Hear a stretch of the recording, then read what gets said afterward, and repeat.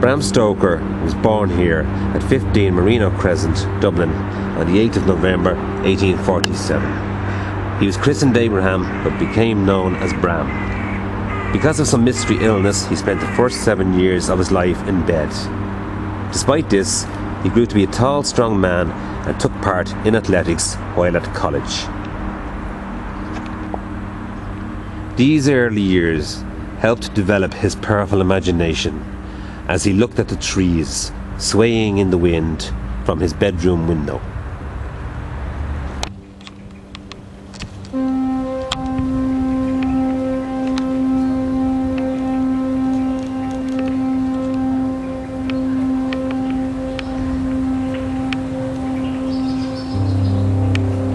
In 1870, Bram graduated with honours in mathematics here at Trinity College in Dublin.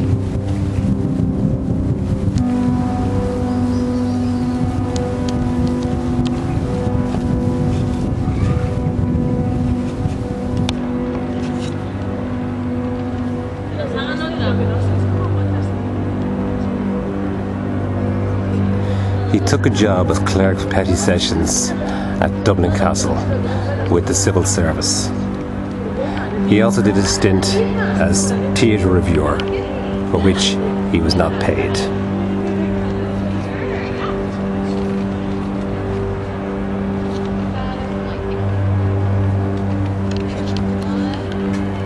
His future wife was Florence Balcon. Before becoming involved with Bram, she was courted by Oscar Wilde. It was Wilde who did this drawing of her. Bram managed to turn her attention in his direction. Wilde was not happy with this, but they managed to remain friendly. In 1876, Bram met Henry Irving, and a close friendship developed between them. Irving was a famous actor, and in 1895 would become the first actor ever to be knighted. Florence and Bram were both married here in St. Anne's Church in 1878 in Dublin. Very soon afterwards, they left to live in London, where Bram had been offered a job as theatre manager for Henry Irving at the Lyceum Theatre. In 1897, while working at the Lyceum, Bram wrote Dracula.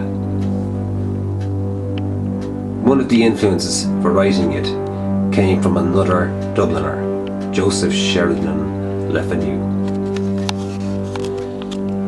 Le Fanu had written a novella called Carmilla, which also concerned a vampire. It was first published in 1872, 25 years before Dracula.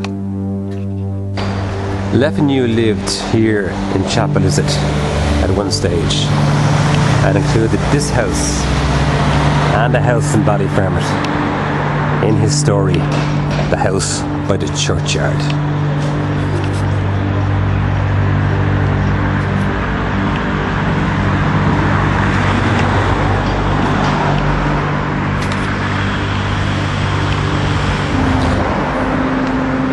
And this is the churchyard from that story.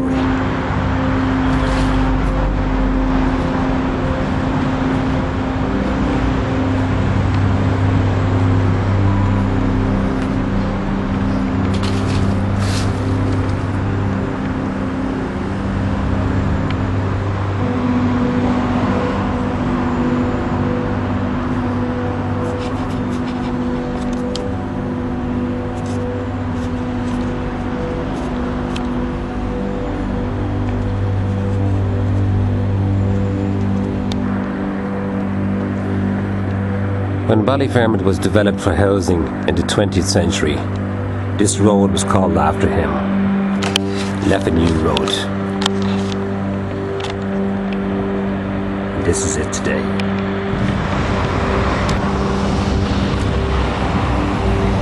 This mound at Le Fanu Road was once St. Lawrence's graveyard. There were many stories attached to it, such as grave robbing and banshees. Bram Stoker and Sheridan Le Fanu were well aware of its existence. It was discontinued as a graveyard in the 1950s and covered over in the 1980s, but the graves are still here.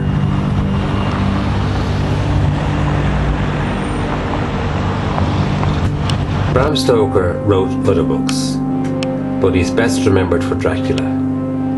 He died in London on the 20th of April 1912, aged 64.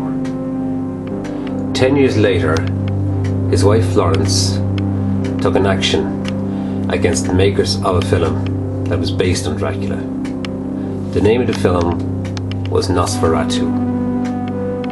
She claimed that she hadn't been asked permission if her husband's novel could be used as a basis for the film. She won her action and also the right to have copies of the film destroyed. However, some copies of Nosferatu survived and would later make it to the screen. Florence died in 1937. This urn, a goldless green, marks the final resting place of Bram Stoker. His only son, Noel, also had his ashes laid here, along with the famous Irishman.